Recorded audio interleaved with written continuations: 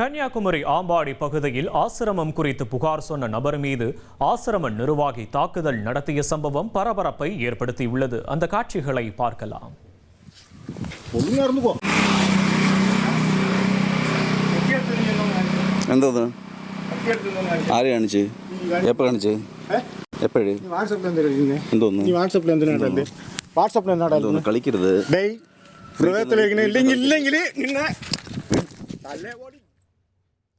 குமரி மாவட்டம் கடையாலுமூடு அருகே ஆம்பாடி பகுதியில் செயல்பட்டு வரும் ஆசிரமத்தில் தவறுகள் நடைபெறுவதாக அங்கு சென்று வரும் நபர் ஒருவர் வீடியோ வெளியிட்டதை கண்டித்து ஆசிரம நிர்வாகி ஒருவர் வெட்டுக்கத்தியுடன் வந்து தாக்குதல் நடத்தி தடுத்து நிறுத்த முயன்ற வயதான தாயாரை தாக்கிய வீடியோவும் சமூக வலைதளங்களில் வைரலாகி இருக்கிறது.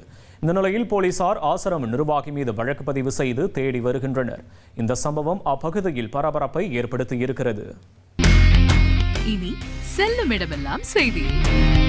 தந்தை டிவியின் வாட்ஸ்அப் சேனலை ஃபாலோ பண்ணினா செல்லருக்கும் இடமெல்லாம் செய்தி. இதோ QR கோட் இப்பவே ஸ்கேன் பண்ணுங்க, ஃபாலோ பண்ணுங்க.